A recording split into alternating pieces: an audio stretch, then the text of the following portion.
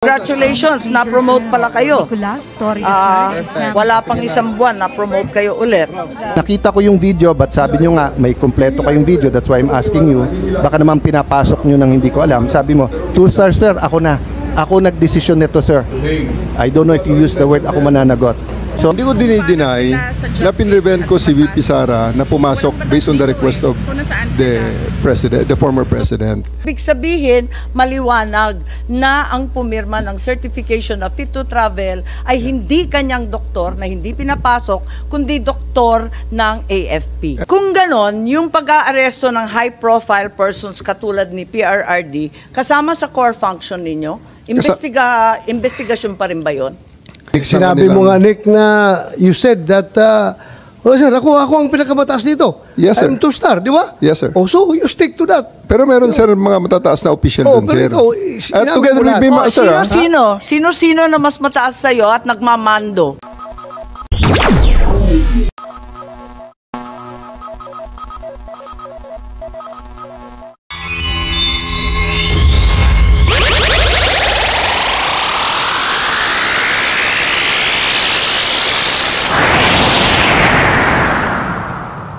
Congratulations, na-promote pala kayo. Wala pang isang buwan, na-promote kayo ulit. At napunta kayo sa CIDG 2024, di po ba? Isang buwan after the Kibuloy arrest, tama po ba? Yes, ma'am.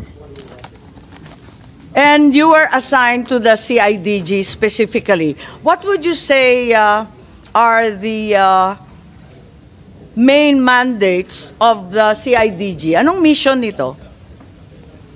We're the lead investigating unit of the PNP on matters delving on major crimes and those involving economic sabotage and other sensational cases that may be assigned by the Chief of the Philippine National Police. So, to reiterate, it's monitoring, investigation, and prosecution of all crimes related to economic sabotage and other crimes of such magnitude to the extent that they're commissioned by highly placed or professional criminal syndicates are involved. Tama po ba yun? Yes, ma'am. That is your mission. That's the general mission, ma'am. Yes. And part of the CID mission as well is to investigate major violations of the revised penal code, right? Yes, ma'am. Okay, so the CIDG is largely the elite investigation arm of the PNP, is that correct? Yes, ma'am. Criminal Investigation and Detection Group, tama? Yes, ma'am. Kung ganon, yung pag-aaresto ng high-profile persons katulad ni PRRD, kasama sa core function ninyo, investigasyon pa rin ba yun? Implementation of warrants is part of the CIDG's mandate, ma'am.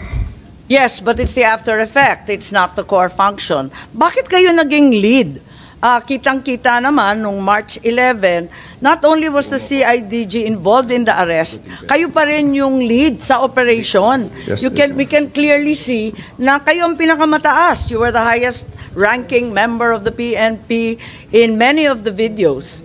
I was directed by the Chief of the Philippine National Police, ma'am. Yes, perhaps our Chief PNP can explain bakit yung CIDG ang naging lead, samantalang investigasyon ang dapat mission nila. Ma'am, I just want to, yun sa background po natin, yun sa PNP po, ang Interpol PCTC ang dalawa lang po ipinapadala niya, no? Pagka dun sa PNP po, ang main task po namin, pagka PCTC, CIDG, ang sa NBI naman, NBI Interpol. So usually, pagka may request po ang PCTC, ang pinaka-diretso po namin is CIDG, not any other unit when it comes to arrest po. Pero you had the choice, ano? Madam Chair. Hindi naman lagi CIDG nag-aaresto nitong mga high-profile personalities. Wala naman akong nakikitang CIDG sa TV pag nakikita yung iba't ibang krimen. Hindi naman lagi sila eh. Ma'am, when it comes to the request of the PCTC, ang tasking po is always sa CIDG po. Yun po yung ano natin sa PCTC. Ang binanggit ni Executive Director ay yung NBI. Wala siyang binanggit na CIDG. Ma'am, when it comes to the PNP, ang PNP po, ang automatic po namin, it's from me, I always task the CIDG po when it comes to Interpol matters po. So it's in fact your choice. General Torre is a trusted and competent general, and that's the reason you chose him. No, ma'am, that's for me, it's always a CIDG when it comes to yung mga national po ng, ano po, ng huli po. Yes, Senator Bato, please. Thank you, Madam Chair. General Marbel, kung si General Torre ang pinapa-operate mo doon, ibig bang sabihin na lahat ng actions niya, lahat ng ginawa niya ay sanction mo? Opo, it's under po ng Philippine National Police po yan. So lahat ng ginawa niya, sagot mo? Yes, sir. Opo. Thank you. That's the PNP that I would like to believe. Whatever your people does or fail to do, sagot mo. Diba? Just want to clarify, no? Ang sinasabi po natin, all legal po. Ang sinasabi lang, we're just assisting po yung PCTC. That's reasonable po na ang request po is coming from PCTC I'm not po. referring to PCTC anymore. Yung sa kabuuhan ng operation. Dito po sa Philippine National Police, lahat po ng action ng Philippine National under po sa atin, it's all legal po. When it comes to illegal, meron naman po kami mga ginagawa po dyan. Hindi ko na sinabi illegal. Akin lang, basta yung ginawa ng tao mo, sagot mo. Dahil ikaw si PNP, di ba? Dapat ganun. Yan man talagang kuwan natin, trabaho natin. Sagot ko kayo lahat dahil you are carrying out my orders. Yes, sir. Tama po yan. Kasi ang mandate po ng CIDG is really to effect po yung mga warrants of arrest po. Okay, yeah, just for the record. Just for the record, Madam Chair. Thank you. Yes, maraming salamat.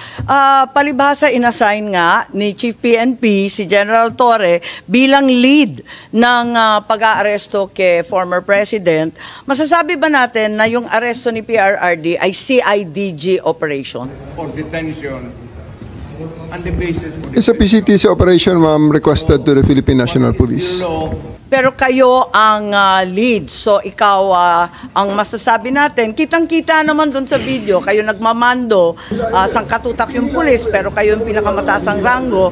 Pagkatapos, talagang CIDG operation ng labas. Tama ba yun? Sa level, ma'am, ng implementation ng orders, pagbigay ng mission, that is led by me, supported by the other units of the Philippine National Police, as directed by the Chief of the Philippine National Police. That's ma'am. right, but I did not see any other higher-ranking generals than you. You were the only one there. You were clearly the one leading the pack and determining what would happen next. Baka hindi lang siguro, ma'am, na nakikita ang ibang high-ranking officers doon sapagkat nakamix ang Sinabi mo nga, kanilang... Nick, na you said that oh, sir, ako ang pinakamataas dito. Yes, sir. I'm two-star, di ba? Yes, sir. Oh, so you stick to that. Pero meron, sir, mga matataas na official doon, pero sir. ikaw, At sinabi together mo with lahat. me, sir, Sino-sino na mas mataas sa'yo at nagmamando?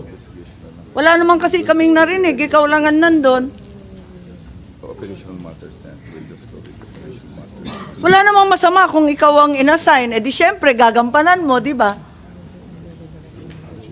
We are under the direction of the Chief PNP. He was there personally. Ang pag-implement lang, sir, ng actual arrest ay ang aking ginawa, and I operated under that direction to ensure the proper service of the warrant, the observation of the law, protection of the arrested person, and ensuring his safe delivery Okay lang. sa kung saan man siya pinapadala sa akin. So, ma'am. simple lang. Was it a CIDG operation? Yes or no lang po? Para No, maliwanag ma'am. na. That's a PNP operation. CIDG bahagi naman ng PNP, pero sa dinami-dami ng division, sa dinami-dami ng pangkat sa PNP, CIDG ang pinili ng Chief PNP na maglulunsad nito. Tama po ba? That is an operation, composite operation. That is an operation headed by a composite team of the PNP, led by the director of the CIDG, ma'am. So, who give the orders to The chief. have President Duterte transported to The Hague? Sino nagbigay sa'yo ng order? Sir, my order is to serve, the order that I received from the Chief of the Philippine National Police is to serve the warrant and ensure his delivery to 250th Wing to the team that will deliver him to The Hague. On the nuances of the higher authorities, I may not be privy to that information. Okay. Hanggang doon lang sa 250. Sino nagpadala sa kanya sa aeroplano? Nagpasakay sa aeroplano? The order for me, sir, is to deliver him to the team that will deliver him to The Hague. And Sinong team na yun? Na-establish naman natin, sir, that it is done by the Interpol. Interpol? Sinong Interpol doon? Sinong Interpol doon? Si Ambassador Lacanilaw? Siya, kanila o nag-order sa'yo na isakay sa aeroplano? Sir, I think we have already established. Yung order ko is for me to deliver him to the 250th Wing and deliver him to the team. Okay, at assist the nandun na team. siya sa 250th Wing. Ngayon, pinilit mo siyang ilabas. Nakita ko pa yung matanda, humawak sa lamisa. Ayaw siya magpadala sa'yo. Ayaw niyang sumakay sa aeroplano. Sino nag-order sa'yo na isakay siya sa aeroplano? Sino nag-order sa'yo? Can I defer the questions, sir? The answer to the questions to the SOJ, considering that I have a team you of are the the PG one there. there. Wala si SOJ doon. Ikaw ang nagkarga sa kanya sa aeroplano. Kaya tinatanong kita, who gave you the order? Still, sir, I take my orders from the Chief of the Philippine National Police. So, Chief PNP, you give the order to have former President Duterte board the plane? Ma'am, I think that from the very beginning, the DOJ's advice was sought on every step of the way. Yes, sir. And we gave the clearance to serve the warrant Yes, sir. of arrest. I am asking them because they are on the ground. Sila ang nag-implement doon. Kaya, Chief PNP, you give the order to the CIDG? The order of to the CID is really to assist the PCTC when it comes to arrest po. So, sino nagbigay ng order kay General Torre na ipasakay sa aeroplano? It's always the guidance that ang ano po namin is really to assist ang PCTC po. Kaya nga, PCTC. PCTC Were you the kayo? one who ordered the boarding of President Duterte sa aeroplano? Yes, General Alcantara, please. Mr. Senator, Madam Chair, I've said from time to time that my mandate is to coordinate our law enforcement agencies to comply with the requirement of the Interpol. Correct. I believe you, sir. Coordination ka lang.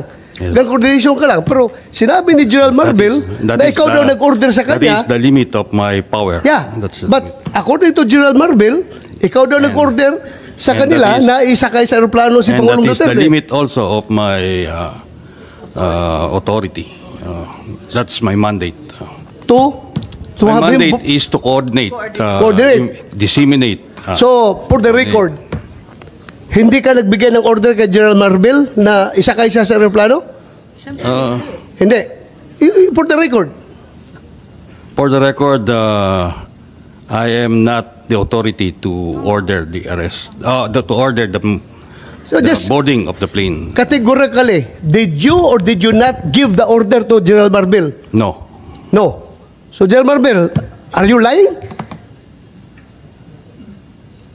So I'm not lying, but I just want to have the executive privilege po regarding this matter. This operational matter. Nandito na tayo eh.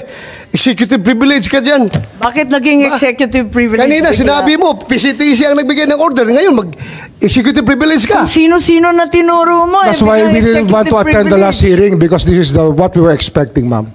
We didn't want to be bullied into a No, position. we're not bullying you, sir. Nobody's bullying. We're not I bullying think you, that sir. We're not bullying, sir. you're trying to make people admit something that they will not admit. Well, And executive no, we're privilege is trying a to valid derive excuse information. not to answer any Secretary- question. President Remulla. Duterte is already at the Hague. Tapos na We're ang asking boxing. kung sino nagpadala doon sa kanya.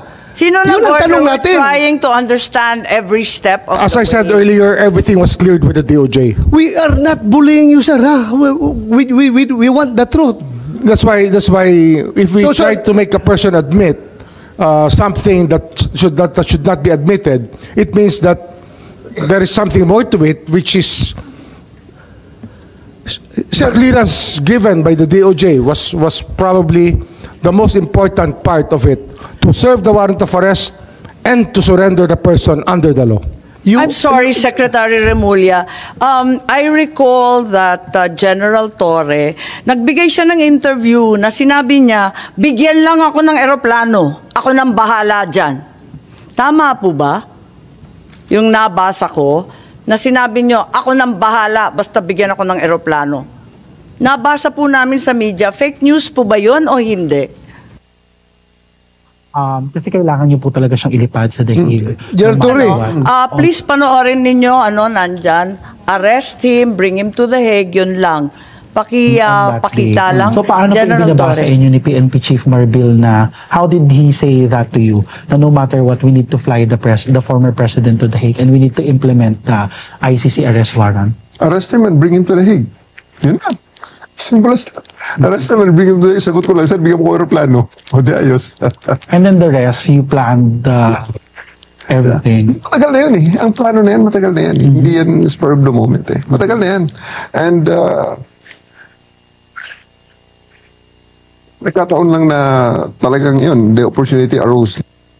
So Secretary Remulla, nagpa-interview na si General Torre. We're not bullying him. He voluntarily gave this interview. And like many of our countrymen, napanood namin. Sinabi niya na siya talaga. Paano ba yun? Sino nag-utos sa kanya? Ano nga yan, ma'am? Sabi ko nga, clear namin lahat yan. Kasi they were asking me the Sino po legalities. ninyo Even if I was clear? abroad, my advice was being sought. And I gave them the advice. That, So kayo number ang one, nag-utos? serve the warrant of arrest. And number two, surrender him to the Hague. That's what the law provides. So, sir, you're the one giving the orders. Well, in some ways, because I gave them the legal basis for all the actions that happened. So, you're the one giving the orders. If I have to be the one, then if I am the one No, sir. that is referred to, I will admit it. Kasi- that I gave the clearances to number one, serve the warrant of arrest as I saw it, as I deemed fit, and number two, to fly him to the Hague to be surrendered under Section 17 of Republic Act 9851. And then that is, I caused this through my brother, Yes, who is sir. the Secretary of the Interior and Local Government. Sir, giving orders is different from giving clearance. Klaruhin natin ito. Well, Ang tinatanong ko is, sinong nag-utos? Because PNP is a uniform organization. Hindi yan gagalaw kung wala mag-uutos. Ang tinatanong namin ng committee, sino nag-uutos? Ikaw sabi mo, you're the one giving the clearance. Ngayon, ina-admit mo na parang sinasabi mo na kung gano'n man lang, di, ako na nagbibigay ng orders. So, nalalabuan ako doon. Kasi sabi mo, nagki-clearance, nagbibigay ka ng clearance sa kanila. Sa kanilang ginagawa. kasi Every step of the way. it's a crisis management time eh. Kailangan maklear lahat. Dapat malinaw mag-isip yung mga taong kasama sa nasabihan usapan. mo na ahead of time. Na-clear na lahat yan. Tinatanong nila sa akin kung ano nga. Ang sinabi ko talaga dyan, number one, you can serve the warrant. And number two, Hague. Surrender him to the Hague under the law. So- that is what the law provides. So ang ibig sabihin, nalaman na ninyo na may warrant bago pa umabot yung March 11, 3 a.m. na sinasabi. Hindi po. Nalaman may clearance na before sasabihin ko March sa inyo, 11. nalaman ko po na merong problema nung March 9, ako po yung nasa airport at sinasabi sa akin, mukhang may mga chismis na merong warrant. So balik tayo sa Pero chismis mo yun. Kung alam ko kung totoo yun, hindi na po ako lumipad. I would have stayed here. Pero I had to fly because I had a commitment So nautusan ninyo ng March with the 9? UNODC. So nautusan ninyo ng March 9 si PNP Chief Hindi ho. Marbil? Nung dumating po yung warrant, yung diffusion order, pinadala po sa akin yan. Siyempre, ang technology naman, nasa Vienna po ako, kahit iba yung oras. Nung nakita ko po yung diffusion order, sabi ko, that's valid. You can serve it. Tsaka may warrant na kasama kasi yun eh. May warrant po kasama na pinadala sa akin eh. Sabi ko, it's a valid warrant. Akala ko yung diffusion hindi warrant. Bakit Hindi ba, bumalik may na kasama naman ho tayo sa warrant unang yun. usapin? It had an accompanying warrant which was given to me. And that warrant which was the one that was served to the former president. Balikan muna natin ang CIDG. Kasi sinabi nga dito sa interview na pinanood natin na alam na ninyo na meron kayong papel sa pag-aaresto. Masasabi ba ninyo na well-planned itong arrest? Kasi it was planned weeks in advance. May nakita tayo dito na naabutan na ninyo, matagal ng plano yan. Pwede ba nating paliwanag itong statement po ninyo, anticipation? Kasi yan ang actually pagdating ko, may plano na. Anticipation ang warrant. Sabi ninyo pagdating nyo. So dumating kayo mga bandang September, meron na yan. Ma'am, maraming salamat talaga sa tanong na yan. For me to clarify that statement na natitwist na sa social media. That interview is made from the context of the chief of the CIDG. Isang part lamang ng PNP, maliit lang akong parte ng PNP, na may sariling mandato. Kaya tumatakbo sa akin, ma'am, yung crisis, palaging tumatakbo dyan bilang operations officer, bilang commander, yung 4 P's of contingency planning. Predict, prevent, prepare, perform. Palaging may plano. Dahil nagbabasa ako ng dyaryo, ito may possibility na lalabas ang mga to. So, naghahanda ako na pag inutusan ako ng Chief PNP, hindi ako magsimula sa zero. So, it's not about anything, about sinister or anything, but it's just part of my job to plan for it. So, ano ang mga dapat pag may lumabas sa may mga wanted person, in-anticipate natin lalabas ang warrant? So hindi pa dumarating yung diffusion notice no March 11, may plano ka na? Hindi ko po dinidinayan, ma'am. Part ng aking trabaho ang mag-prepare ng contingencies. Tama, para pag hindi naman nautusan kita ako, naka-ready binibintang. po yan, ma'am. At meron kang interview, sinabi nga na January 2025, nagkumpuni ka na ng secret 80-page plan na ang tawag Operation Pursuit ng New York Times. Ang pagkaintindi natin, Plan Tugis. Tama ba yun? Wala po akong sinabing ganyan, ma'am. Kung sino man ang source niyan, I'm not very sure about it. Lumabas sa lahat ng media, sa GMA, pati New York Times sinabi. Pwede po nating makita, ma'am, kung Hindi if ko possible. alam. Yan lang ang nabasa ko, katulad ng marami. Operation Pursuit, tapos translate Plan Tugis. Okay, may pangalan ho ba ako na naging source, ma'am, kung pwede ko makita? Kasi until this point, gusto ko rin po, ma'am, maraming salamat sa pag-clarify nito. Gusto ko sana makita, ma'am, yung Ang pangalan ko sinabi, talaga. ang PNP, ang nagplano na ng isang Plan Tugis. I'm just one of the... Napakahaba. Ayun lang, ma'am. I'm just one of the 220... Unfortunately, I'm just one of the 220,000 policemen of the PNP right now. Kung sino source nila, gusto ko sana nga makita, ma'am, na ang pangalan ko talaga is nandyan, na sinabi ko yan. Kasi na-attribute sa akin yan, ma'am, eh. Kaya I'm really thankful at this opportunity to clear that Yes, Senator part ng Bato. news. Andyan, How about that Chief PNP? Hindi kayo source niyan? Yeah, sabi kasi si PNP Chief Marbil, inutusan si General Torre na ilalagay si Presidente Duterte under police custody as soon as the ICC issues the arrest warrant. Wala po kaming ganyan at hindi ko po nakita yung Plan Tugis na sinasabi nyo ngayon. So, ibig sabihin yung New York Times, lahat ng local media, sinungaling. Okay lang. I mean, sabihin lang natin alin yung totoo, alin hindi, para maliwanagan kami. Madam Chair, mas naniniwala ako sa kanila pag sinabi nila yan kaysa dyan sa mga lumalabas na balita. Kapag sinabi nila na hindi silang source, naniniwala ako. Okay, paniwalaan natin. Tama naman, dapat paniwalaan ng kapulisan. Meron ba kayong memorandum, document, outline tungkol dito sa aresto ng March 10 or March 11, bago pa dumating yung warrant, meron na ba kayong plano? Kasi sabi nga ninyo, General Torre, lagi kayong naghahanda for any eventuality. Crisis management nga naman.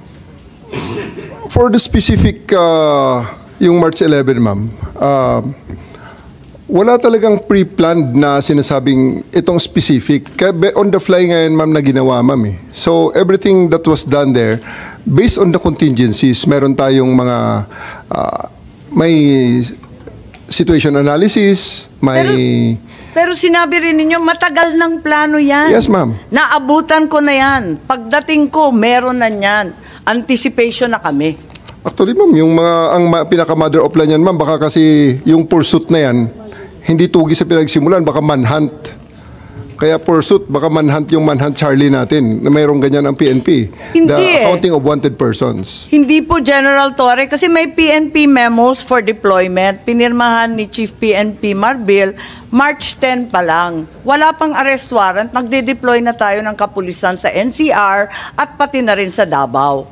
Diba? May memo tayo, pinakita natin nung first hearing. Yes, Chief Marbil, please. Ma'am, that's a regular deployment po yung pinapadala po natin. Yun po yung ano natin.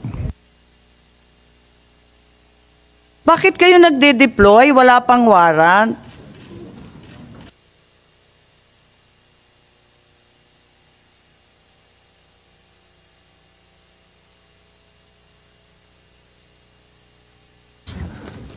That's already part of the contingencies. Kasi hindi naman natin madi-deny na napaka-high profile ni PRRD. Ito na nga, may preparation na may probability na lalabas itong order na to. On my part, lalabas ang Pero order na to. Pero sabi, nung unang hearing ni Secretary John Vic, na chismis lang naman, magde-deploy ka sa chismis lamang? There's really no harm in erring on the side of caution, ma'am. Palaging ganyan. Prevent after the prediction. We prevent whatever, kaya palaging predict yan ang scanning the operational environment, threat assessments, So wala preparation, talagang IPB. plano. Pero sinabi mo, matagal ng plano yan. Alin ba talaga? The contingencies are there, ma'am. Hindi na sinasabing wala talaga kaming alam at wala kaming pinaghahandaan. May contingencies tayo, ma'am. So it's always there. So you're part of the saying that PNP. it was just general contingency planning, Yes, ma'am. no specific incident was anticipated. Although, sinabi rin ninyo, anticipation ko na yan. Pagdating nung mga... Anticipation ng warrant ng ICC. That's very specific po. Ma'am, Hindi siya generic contingency planning. Opo. Part na ho ng aking trabaho na, ma'am, yan, nakita ko na, sabi ko, naku, paano pag nautusan ako bigla, lumabas ang warrant at i-implement ito. Nasa Hong Kong ang ating subject. So, that's all part of the anticipation already and the So in contingency fact, there was a planning. plan. Ma'am? So in fact, there was a plan. There was a- Kasi nag-anticipate na kayo na Ina-adjust magkakaroon lang- ng warrant. Ina-adjust natin ang contingencies, ma'am. Ina-adjust ko ang contingencies so that pagdating ng specific na order Kayo sa lang ang akin, nagplano mag-isa sa buong PNP? I'm the head of the CIDG, ma'am. I have, Pero kayo lang ang nagplano I have ng 2,000 operation. people. I have 2,000 people under me. Sir. I understand, General, and we respect the CIDG for its outstanding track record.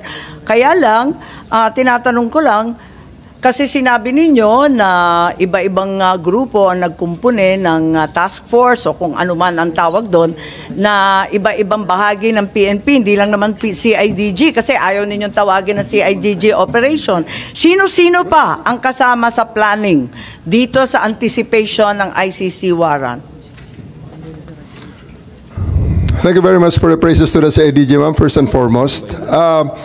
Ako rin, ma'am, ang naglabas ng mga request na ito po ang mga components na kailangan, ang mga makakailangan ko at Sino-sino ma-engage po? just in case na ito ay it will come down. So if you have seen, meron doon mga Special Action Force, kasi nga, ni-request ko ang mga yon.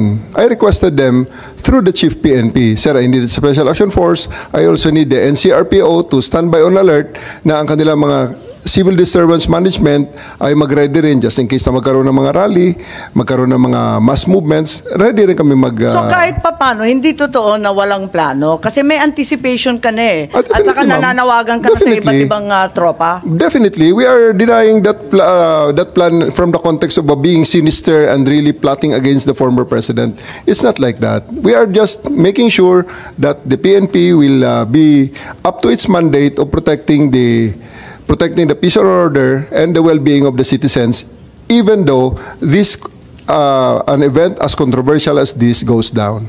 So Chief Marbil, tama ba inauthorize ninyo na tawagan yung iba't ibang pangkat ng PNP si General Torre? Siya nang namahala ng lahat.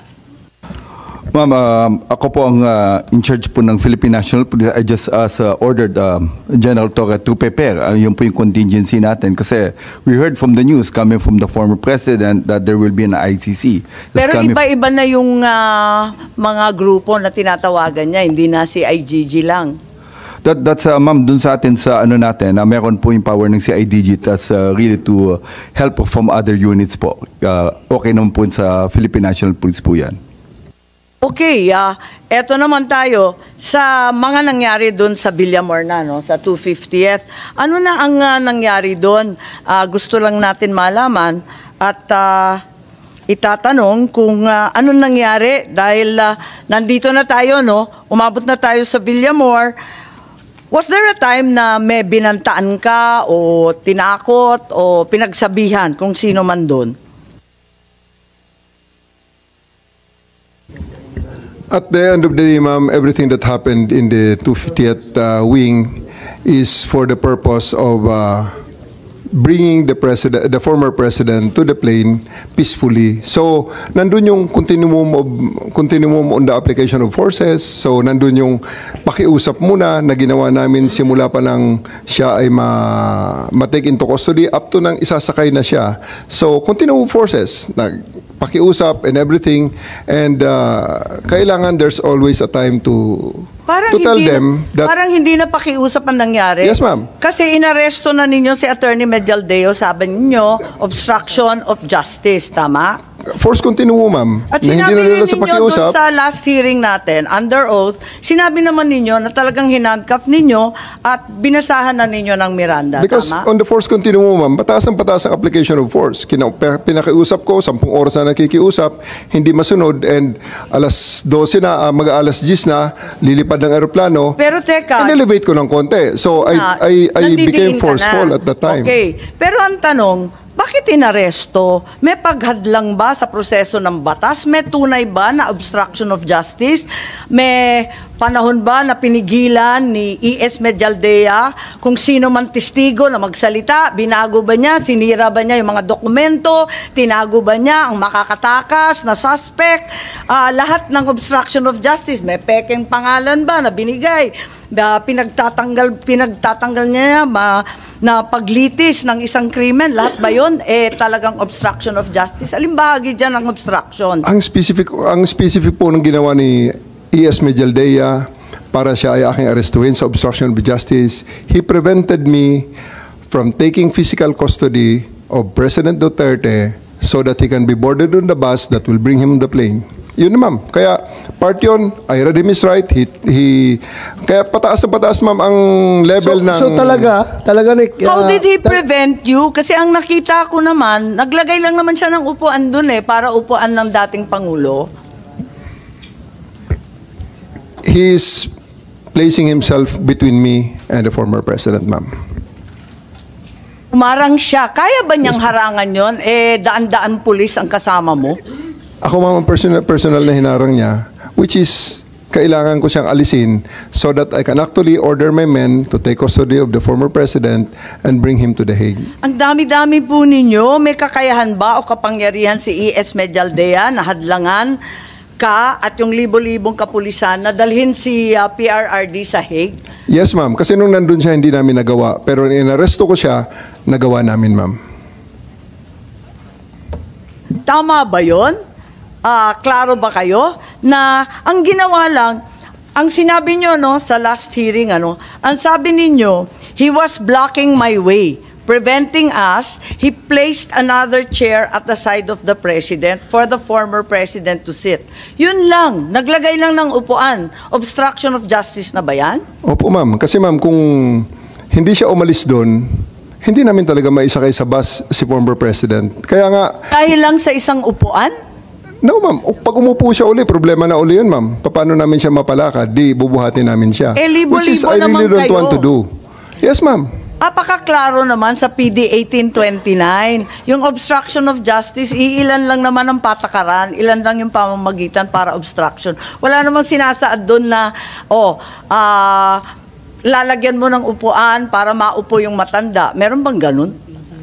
Ma'am, basta ang bottom line lang po dito, ma'am, after he was removed from the area, wala pang 5 minutes, ma'am, the former president said, let's go.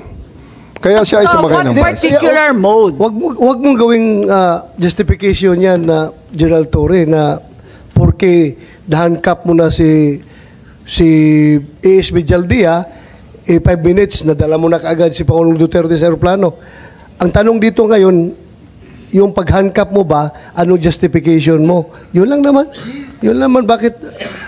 I stand by it, sir. I read him his rights and tell him what law he's violated, and I arrested him and told him exactly what is the basis of my arrest for him. And lawyer siya. Sumama naman sa akin, sir, ng maayos, si A.S. Medjaldea.